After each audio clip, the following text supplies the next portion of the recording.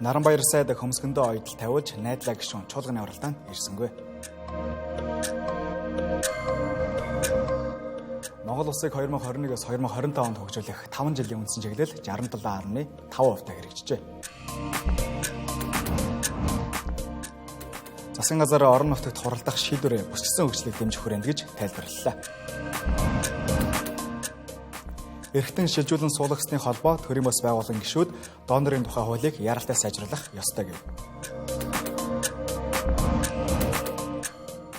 Он гарсаар менингокийн халдварын 4 тохиолдол бүртгэгдэж 2 хүүхэд нэмлээ. Оройн төрийн үзэгчтэй Тэнгэр телевизийн 7 дотоод үндэт та бүхэнд хүрч байна. Хүлээн авч байна уу?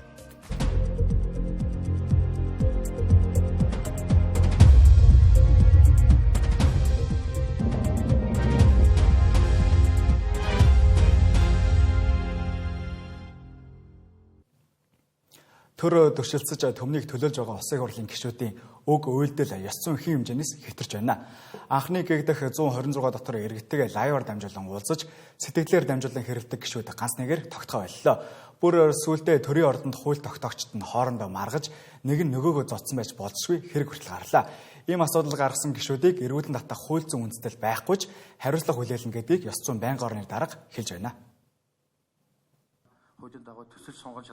Өчигдөр төрийн ордонд улсын хурлын гишүүн найдлаа, намынхаа нөхөр засгийн газрын гишүүн боловсролын сайд Наранбаярын бид халтсан гэх мэдээлэл захин орчин цацагдсан. За энэ мэдээллийг Наранбаяр сайд ч намынхан дарагт орж хандаж аль нь үгүйсгэж байна. За гэсэн ч цагдаагийн байгууллагаас энэ хэргийг шалгаж байгаа гэж мэдээлсэн. За мөн Наранбаяр сайдын нүд нь хөхөрж хөмсгөн дээрээ ойдол тавилжээ. Манай намын нэг онцлог байдаг шүү. Тэр онцлог нь юу вэ гэхээр бид нар нэг ингээд айхтар ингээл зөрчилд бол бие биендээ гар өрөөл ингээд явдаг тийм нам бол биш ээ. Тэгээ одоо энэ хэл мэдээлэлээр яваад байгаа энэ мэдээлэл бол эцгийн бас бодит байдлыг дэгслүүлээд байна. Тэгэхээр тийм зүйл огт болоогүй. Ер нь бол зүгээр зодон огт болоогүй. Тийм зодон гэдэг чинь хоёр талаасаа зодтолтон. Тэгэхээр эн чинь бол одоо жинхэнэ балмад үйлдэл шүү дээ тэгэхээр. За. Зодуулсан гэсэн үг биш. Ийм баг. Сануусргуул тохиолдуулсан гэж ойлгоо. Харин Наранбаяр сайдыг зодсон байж болзошгүй найдлаа гишүүн өнөөдөр чуулганд суусангүй. За өвчтөе гэж эрдсэн дээрээ бүртгүүлжээ. За ийхүү халтшгүй эрхтэй гишүүн өөр нэг халтшгүй эрхтэй гишүүний эрхэнд нь халтсан байж болзошгүй явдлыг тэд нууцлахыг хүсэж байна. Харин нөгөө талд ил цагаан цахим орчинд иргэдээ доромжилж ёс бус үг ашигласан Наран туяа Наараа Мөнхтуяа нарын гишүүдэд хариуцлага тооцох эсхийг холбогдох байнгын хороо болон намын бүлгийн даргаас нь тодрууллаа. Наран туяа Наараа гишүүнтээс өөрөө ховжилж уулзаж ер нь яагаад энэ асуудал ингээд иймэрхүү байдлаар хандаад байгаа юм бэ? Өмнө ингээ хариуцлага тооцоолчлаа та. Би өмнө одоо улсын хурлын гишүүний хувьд ч тэр байнгын орны даргын хувьд ч тэр өнөөдөр бас нэг парламентын гишүүн гэдэг чинь нэг ийм ёсцоотой байх хэрэгтэй гэдэг юм аа. Харилцааны асуудал ийм байх хэрэгтэй гэдэг юм аа. Тэр болгон бити одоо ингээд өмнөшгөө одоо ингээд бизнес эрхэлдэг байсан, нөгөө лайв хийж худалдаа эрхэлдэг байсан шиг асуудалд хандахгүй байхыг одоо би анхааруулъя гэж одоо олон удаа хэлсэн. Ер нь улсын хурлын гишүүн гэдэг чинь өөрөө хууль тогтоогчдоос гадна ард иргэдийн төлөөлөл шүү дээ. Тэгээд 126 дотор мэдээж эн чинь бүгдээрээ нэг өндөг шиг өөгүй, аль эсвэл нэг хэвэн цутгцсан шиг хүмүүс байхгүй байдаг үдэ. Зан характер гэдэг бол одоо би тэрийг дүгнэн цэнгэж мэдэхгүй юм. Харин хууль зөрчсөн зөрчөөгүй гэдгийг дээр л бид нар ярих хэрэгтэй байхаа л гэж бодож байна. Бусдыг гүтгэж доромжлох нь хориотой гэсэн одоо гишүүний хориглох үйл ажиллагаанд одоо бусдыг доромжлох гүтгэх нь заагаад өгсөн байгаа учраас гишүүд маань бас энэ хууль тогтоомжоо нэгдүгээр уншаасай. Хуулиа мөрдөхгүй бол бас ямар үр дагавартай вэ гэдгийг бас нэг ойлгоосай гэдэг. Ийхүү нэг удаа хариуцлага хүлээсэн гишүүн ахаад ч хариуцлага татагдах нөхцөл бүрдээд байгааг ёс зүйн байнгын хорооны дарга хэлж байлаа. Зарим иргэд сонгогчдынхоо урмыг хугалж итгэлийг нэвтсэн тэднийг эргүүлэн татах ёстой гэх шүүмжлэл захим орчинд хөвөрсөөр байна. Монгол улсыг 2021-с 2025 онд хөгжүүлэх 5 жилийн үндсэн чиглэлийн дагуу засгийн газар юу хийв гэдгээ өнөөдөр тайлгналаа. Үүнд нь ч үндэсний аудитын газраас өгсөн үнэлэлт төгөлтэй танилцуулсан юм а. Ингээд хэрэгжилтэн 67.5% буюу 70% биелэлтэй байна. Хэдий ерөнхий сайд чуулганы эндэр дээрээс ковидын хүнд хэцүү цагийг амжилттай давсан, хөл оройг богино хугацаанд цуцалсан, эдийн засгийн өсөлт эрчимцэн гэх зэрэг эерэг үзүүлэлтүүдэд тоочж байсан ч эдгээртээ энэ зэрэгцгүй ухралтууцж гарсныг улсын хурлын гишүүд сануулж байлаа. 2021-с 2025 онд Монгол улсыг хөгжүүлэх төлөвлөгөөнд 243 багц арга хэмжээг хэрэгжүүлэхээр тусгажээ. Гэсэн ч эдгээрээс бараг тэн хагас нь буюу 108 нь шалгуур үзүүлэлтийн суурь үзүүлэлтэд хүрээгүй гэж үндэсний аудитын газраас дүгнэжээ. За товчоор бол хуулийн шаардлагыг бүрэн хангаагүй гэж хэлж болно. Засгийн газар дотооддоо дүнгээ тавиулахад хангалтгүй байгаа төдийгүй гаднаасаа буюу олон улсын байгууллагуудаар дүгнүүлэхэд ч дөрвтэй ахиц гараагүйг гишүүд хэлж байлаа. За индекс үзүүлэлтүүд ч ухарсан нь засгийн газрын хийсэн ажлынх нь нэг үр дүн гэлээ. Дэлхий дээр байгаа улс орнуудаас 2 улс орныг бид нэр арчлаас алдлаа гэж бичсэн байж байгаа. Нэг нь Эндикийг хэлсэн байна, нэг нь Монголыг хэлсэн байна. Энэ олон улсын судалгааны хүрээлэн байгууллагаас гаргаж байгаа тайлан дээр бид нэр автократ гэдэг англи руу албан ёсоор орцсон байгаа. Энэ дээр тусгайлан ажлын хэсэг гаргаад юм уу? Эсвэл тусгайлан судлаад ажиллаач ээ. Бид нэр 21 оноос хойш энэ дээр олигтой ахис төвшил гаргасангүй шүү дээ. Тэр аржлын индексээр авилгын төсөөлийн индекс тэр илүү урагшлыг гэвэл манад 2 шаардлага тавьсан. Тэр бол энэ төрийн өмчийн компани засаглал, бие даасан засаглалын хуулийн гарга. Хоёрт бол тэр нээлттэй ил тод байдал, олборлох салбарын ил тод байдлын санаачлагыг дэмжээ гэсэн. Энэ хоёр хуулийг хаврын чуулганаар өргөн мэдүүлнэ. Ингэснээр индекст бол эерэг нөлөө үзүүлнэ. Засгийн газрын 5 жилийн чиглэлийн хүрээнд өнгөрсөн 4 жилийн хугацаанд 21.7 их 80 төгрөгийн зарцуулсан боловч нийгэм эдийн засгт үзүүлсэн нөлөө тодорхойлогдохгүй. Аудитын тайлан дээр байна л да. Үүний шалтгаан нь бол үр дүнгээ хэмжих KPI буюу шалгуур үзүүлэлт нь буруу, хэмжих боломжгүй, оновчгүй, зорилготойгоо нийцэхгүй байгаад байгаа. Намрын чуулганаар энийг маш олоудаа хэлсэн. Гэтэл тайлангууд яг байдгаараа л ороод ирж байна. Таны өнгөрсөн намрын чуулганы үеэр хэлсэн зөвлөм санал дүгнэлтээ биднес санал нэгтэй байгаа. Энд анхаарч ажиллаж байгаа. Өнгөрсөн хугацаанд яг энэ арга хэмжээнүүд улсын хөгжлийн жилийн төлөвлөгөөнд тусгах төсөл арга хэмжээнүүдийг эргэж тайлгнах үүрэгтэй яамдууд, агентлагууд, холбогдох байгууллагуудад нэг бүрчлэн уулзж энэ талаар анхаарч зөвлөж ажиллаж байгаа. Мөн эрдэмтэд судлаачдын тусламжийг аваад бас энийг сайжруулах талаар ажиллаж байгаа. 2021-с 2025 онд хэрэгжүүлэхээр төлөвлөсөн нийт төсөл арга хэмжээний ердөө 15 орчим хувь нь л үр дүнтэй байна. Харин 50.2% нь тодорхой үр дүнд хүрсэн, 32.5% нь эрчимжүүлэх шаардлагатай буюу 80% нь одоо хэрн үргэлжилсэн хэвээр байна. За уг нь үдийд гүйцэтгэл нь 100% руугаа дөгчихсөн байх хугацаа.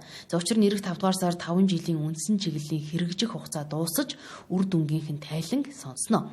За энэ 5 жилийн 4 жил гарууд нь ерөнхий сайд оюун эрдэнэ засгийн газрыг тэргүүлсэн. За энд оюун эрдэнийн тэргүүлсэн засгийн газар хэр ажиллав, тэрээр хэр сайн чиглүүлэгч, удирдагч байв гэдгийг ч энэ тайлангаас дүгнэж болох юм а.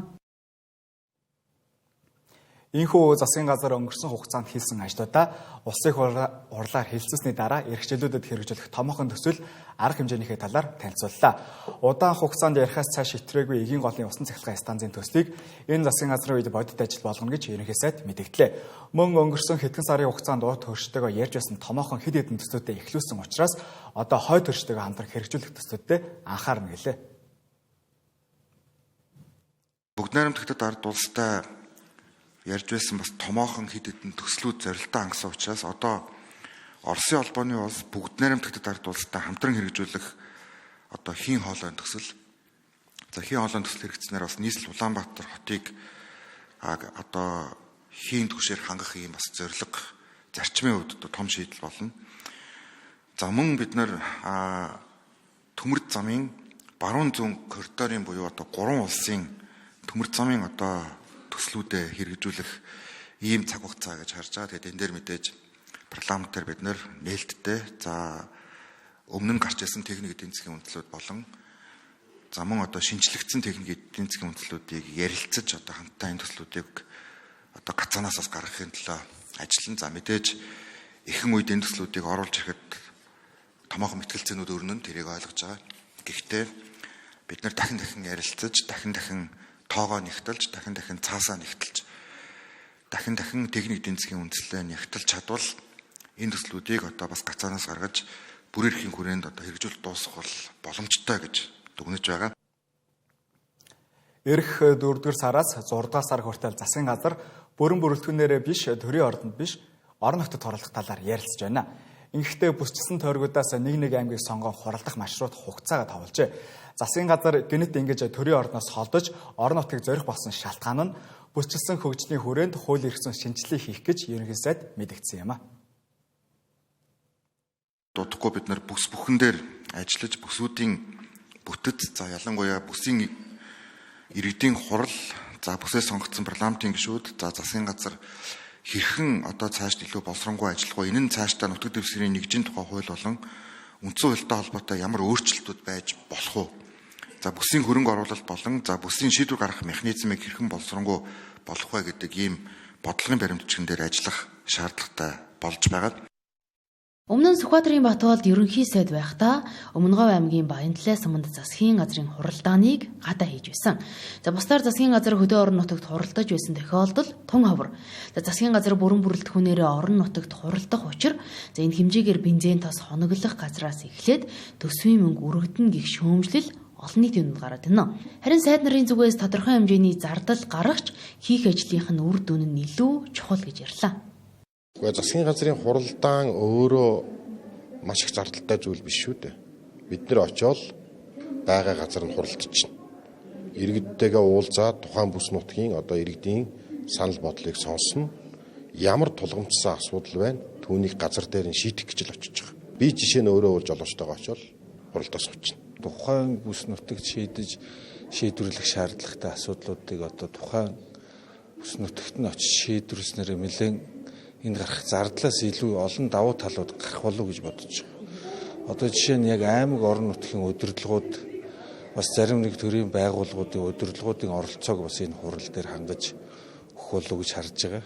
Бүсүүд дээр очиж хуралдана гэж байгаа. Өмнө нь би бас хөдөө орон нутагт хуралдаж байсан засгийн газрын хуралдаанууд дээр оролцож үзсэн. Тухайн бүс нутгаас тэнд сонгогчд байгаа, тэнд асуудлууд байгаа. Тэгэхээр мэдээж бусад асуудлынхаа хүрээнд тэр өөрөөр хэлбэл тэр бүс нутгийн асуудлуудыг хүрээнд шийдэгдэх талдаа бол илүү. Дээрээс нь тэнд оролдож байгаа учраас тэнд байгаа асуудлуудыг газар дээр нь үзэж танилцах боломж гэдэг талаас бол би дэмжиж байгаа. Хуваарийн дагуу 7 хоног бүрийн 5 гарагт засгийн газрын ээлжилт хуралдааныг төрийн ордонд зохион байгуулдаг. Зарим эх 2 сарын хугацаанд ихэнхдээ аймагуудын төвөөр явж төрийн ордонд тоотол харагдах нэ. За уг нь маргааш нөгөөдөр нь буюу пүрэв баасан гаригуудад улсын хурлын чуулган хуралддаг. Ингэснээр өмнөх өдөр нь орон нутагт хуралдсан засгийн газрын гишүүд маргааш нь чуулгандаа амжиж ирэхгүй, ажлаа залгардуулах вэ гэх болгоомжлолж байгаа юм.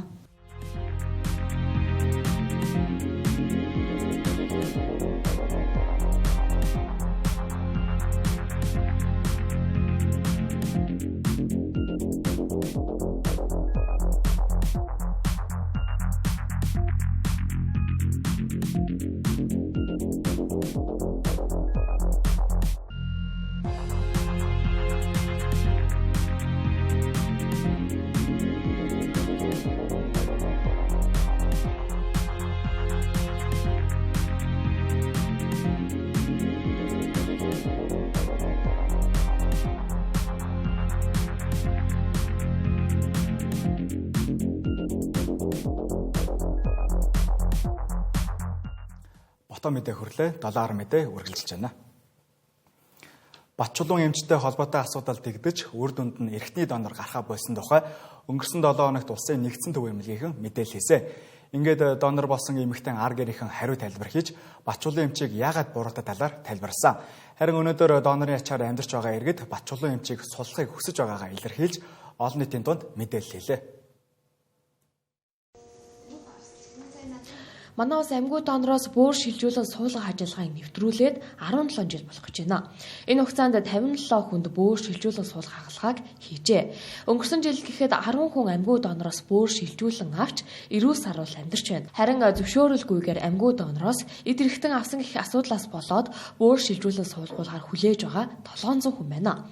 Гэвч донор ховордож эхэлснээс үүдэн олон хүний амнаас дээсэн дөрөөн дээр байгаа талаар эмч эмнэлгийн ажилтнууд хэлж байлаа. Тиймээс энэ асуудлыг эцэлж донорын тухай хуулийг эргүүлнийг харж сайжруулах ёстой гэж эргэтэн шилжүүлэн суулгуулах ёстой холбооноос үзэж байна. За өнөөдөр бид нар ингээд цөөхөн монголчууд яагаад хоёр хуваагч ба яагаад нэг ойлгохоо болчихоо гэдэг асуудал байна. Энийний хамгийн гол учир шалтгаан нь бол одоо эмчтэйч биш, шүүж байгаа шүүгчдээч биш байна. Яагаад бид нэр цоохоо хуультай сайн одоо боловсруулсан хуульгүй байгаа учраас бид нар энэ асуудал үүслээ. Тэгэхээр энэ эмчилгээ бол манай улсад 96 оноос эхэлсэн шүү дээ. Улсын 1-р төвөмлөг дээр 96 оноос энэ багуудын үйл ажиллагаа эхлээд одоо ингээ 30 жилийн хөдөлмөр байгаа энэ маш олон салбарын. Тэгэхээр энэ эмчилгээл урагшаа ямаар байна. 30 жилийн хөдөлмөрийг өгөөсгмээргүй байна. Энэ холбооны зарим гишүүд донорын ачаар хөл дээрээ зогсон тухайга ярьлаа. За хамгийн анх амьгүй донороос бөөр шилжүүлэн суулгах хагалгаанд орсон эмэгтэй 18 жилийн турш эрүүл саруул ажиллаж амьдарч байна. Тэрээр донор гэдэг бол ганцхан хүн биш, түүний ард байгаа олон хүмүүст амьдрал бэлгэлдэг гэлээ. Хэсэг эсэслийн эмч нар гартаа нэг ширхэг багаж байхгүй мөртлөө бид Монголдо элэг шилжүүлэн суулгах хагалгааг хийж чаднаа гэд сэтгэл шударгаар зориулж эхэлсэн энэ ажил.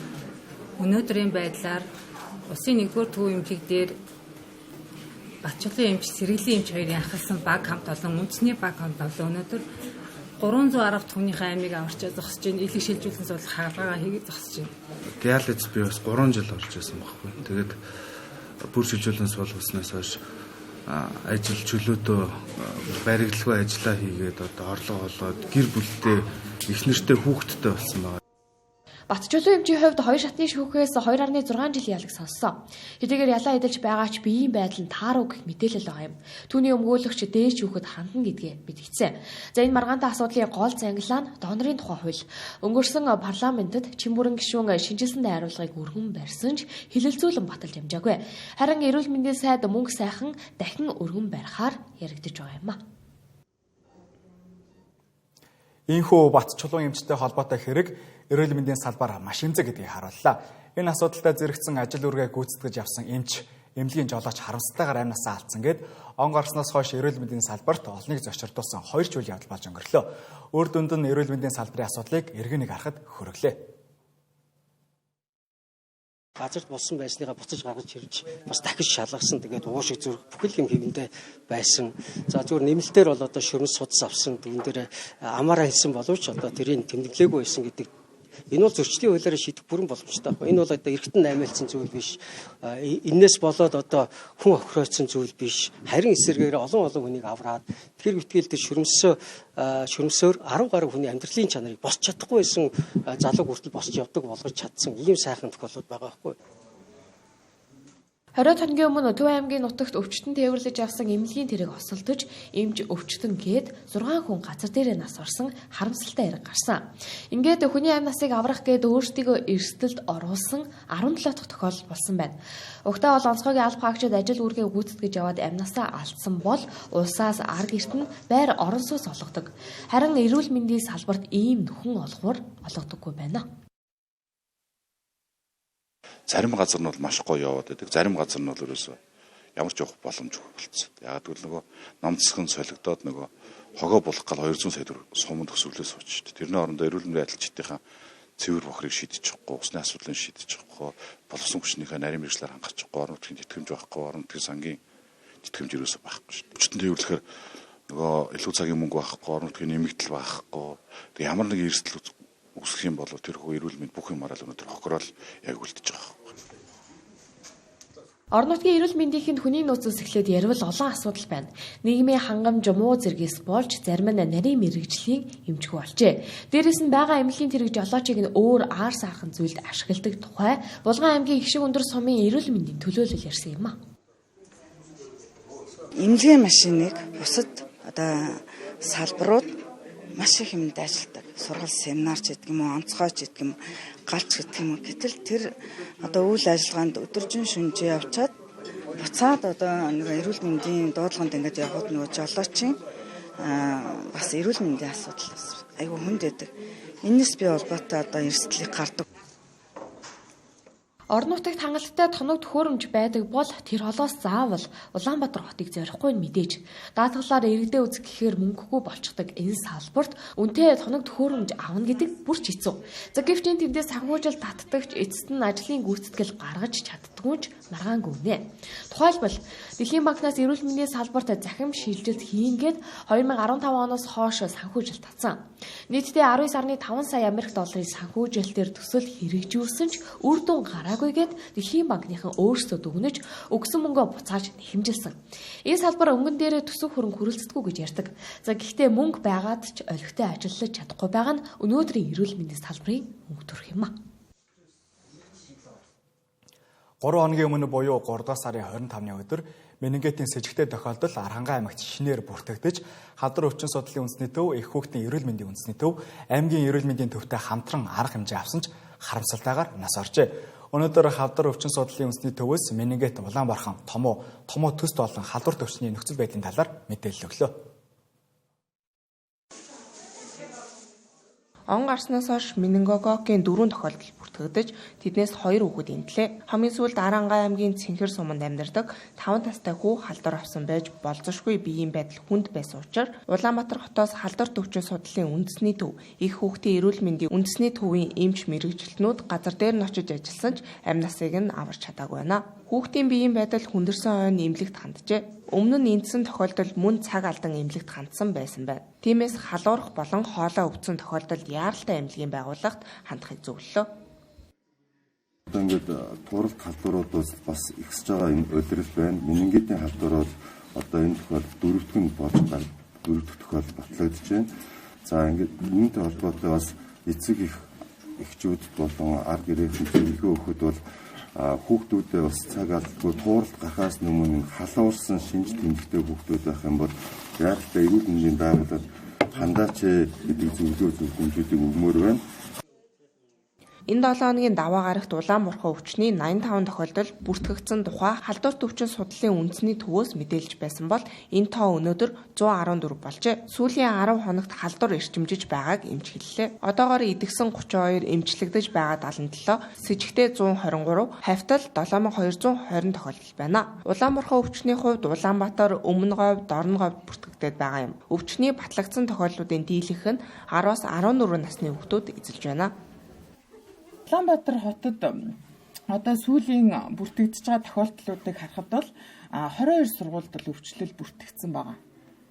Нэг тохиолдол зарим нь с ิจ гтэй тохиолдол гэдэг. Тэгэхээр зэрэг хүүхдийн байгууллагаар бид нар бол илүү онцгой анхаарах, хүүхдийн байгууллагын буюу одоо боловсролын ерхий газартай хамтраад аймаг нийслэлийн боловсролын газрын дарганаар мэрэгчлэнүүдэд бол онцгойлон зөвлөмж өгсөн. За энэ дээр бол илүү шинж тэмдгийн тандалт тийм ээ. За хүүхдүүдийн эрсцийн тандалт. За энэ өөрөө халдварлалт маш өндөртэй учраас онцгойлон энэ хүүхдийн байгууллага болон хүүхдийн сургуулийн орчнуудад бид нар илүү анхаарал хандуулж хяналтандаа авчийн үйл ажиллагаанууд явуулж байгаамаа. Иймээс Улаанбаатархны товлолт вакцинд хамрагдаагүй бол өрх сумын эрүүл мэндийн төвд хандан Улаанбаатархны эсрэг вакцинд нөхөж хамрагдахыг зөвлөлөө. Мөн улсын хэмжээнд томоо тус төвчний дэгдэлт алга цог төвшөнд байна. Та бүхэнд 4-р сарын цаг агарын орчсон мэдээг хүргэе. Ирэх сард нийт нутгаар олон жилийн дунджаас 1-3 градусаар хүйтэн байх бол сарын сүүлээр агаарын хэм тогтворгүй байх төлөв гарчээ. Сарын эхний хагас тур тундас харьцангуй бага байх хэдиж салхи ихтэй байх нэ. 2 дугаар 10 хоногийн их үеэр нийт нутгаар харьцангуй дулаарах боловч сарын дундаас ихэнх нутгаар агаарын хэм муудаж, цаашлаад 3 дугаар 10 хоногийн ихэнх хугацаанд агаарын хэм тогтворгүй өдрүүд үргэлжлэх төлөвтэй байгааг хэллээ. Тур тундасны хувьд бол одоо нутгийн баруун өмнөд хэсэг буюу Говьлтай, Баян хонгорын өмнөд хэсэг, за Үр хангаа өмнөд тал, Өмнө говийн баруун хэсгээр гээд олон жилийн дунджаас их тундастай. За харин нутгийн зүүн хойд хэсэг буюу одоо дээр дурсан одоо Төв, Хинти, Дорнод, Сүхбаатар, за тэгээд Төв, Булган, Салингийн нутгаар бол олон жилийн дунджаас харьцангуй бага тундастай байх ийм төлөв гарсан байна. Одоо яг нэлээд хүүтэн хасгаргаа орсон өдрүүдэд бол мэдээж уулаараад найтан цас орно. Мөн эх сард нийт нутгаар салхины хурд харьцангуй их байх төлөвтэйг албаныхан хэлж байна. Харин Баруун аймгийн хувьд олон жилийн дунджаас хүйтэн бусад нутгаар дундаж температуртай. Хурд хундаас ихэнх нутгаар олон жилийн дунджийн орчин байх нэ. Говь Алтай аймгийн зүүн өмнөд, Баян-Онгор аймгийн өмнөд хэсгээр олон жилийн дунджаас ахиу хурд хундас орох төлөвтэй байна.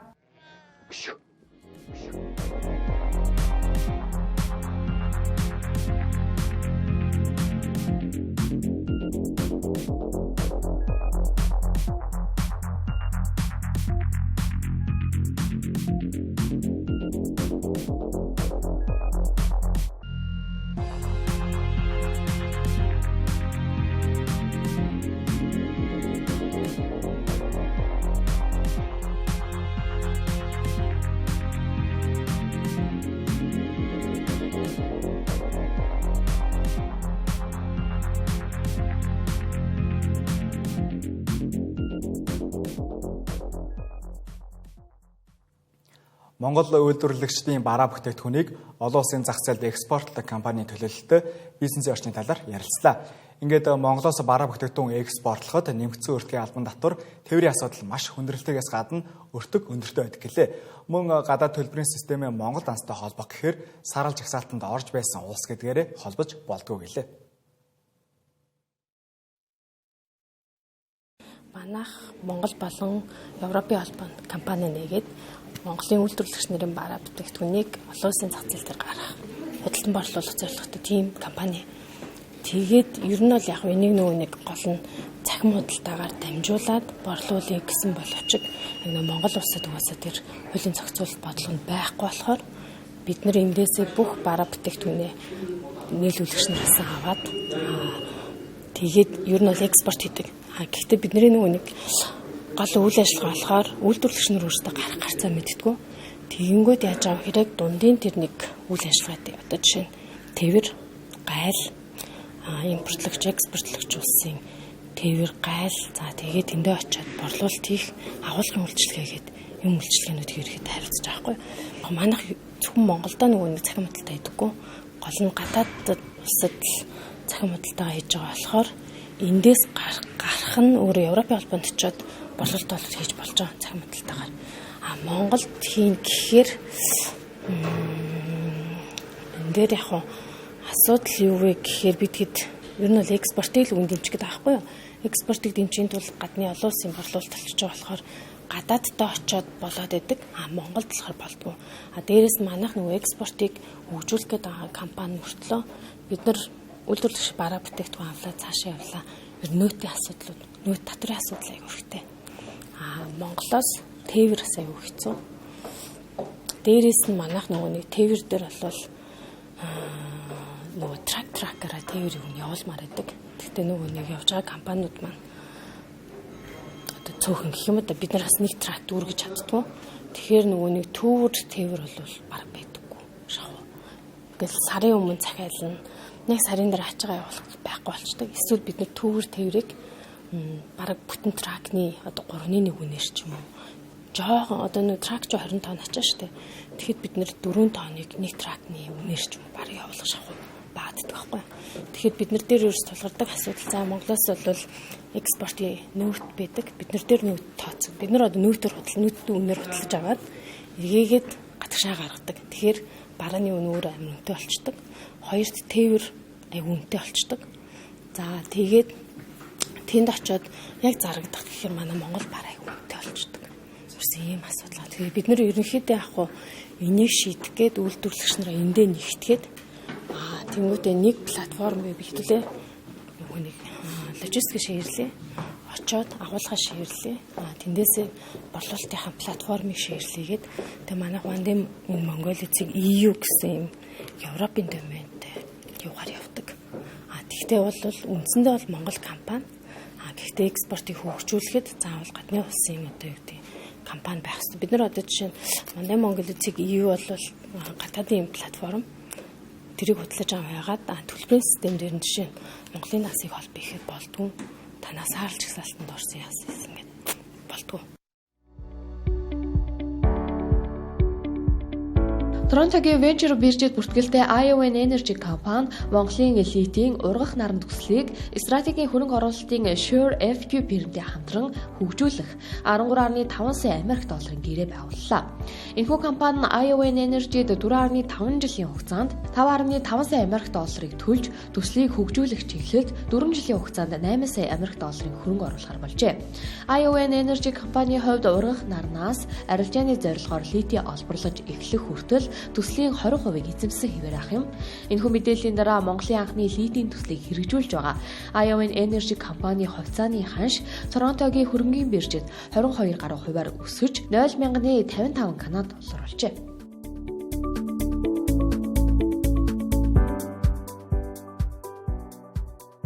Оны эхний 2 сарын байдлаар экспортын дун 2 тэрбум Америк доллар, импорт 1.7 тэрбум Америк долларт хүрээд байна.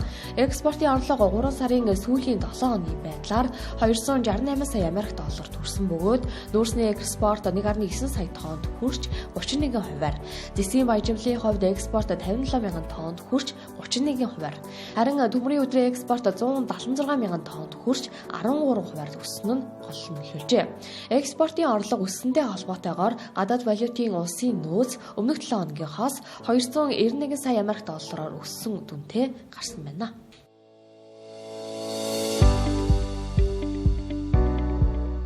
Хасбанк Европын сэргээн босголт хөгжлийн банктай 147 сая Америк долларын синдикат зээлийн хилцлийг амжилттай хийж талууд Их Британийн нийслэл Лондон хотноо гэрээнд гар хэсэг зурлаа. Энэхүү хилцэл нь Европын сэргээн босголт хөгжлийн банкнаас манай улсын банкны салбарт хийж байгаа хамгийн өндөр дүнтэй санхүүжил болж байна. Монгол улсад бизнес хийж байгаа 35 хүртэлх насны залуу бизнес эрхлэгчдийг дэмжихэд энэ санхүүжилт зориулагдах юм а.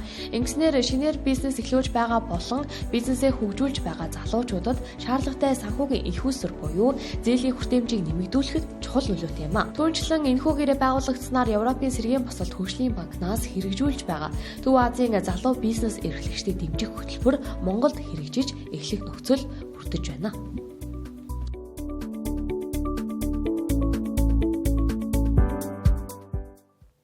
Та бүхэнд Тэнгэр телевизийн 7 дотоод мэдээ хүрлээ. Анхаарал хандуулсанд баярлалаа үзэгчдээ.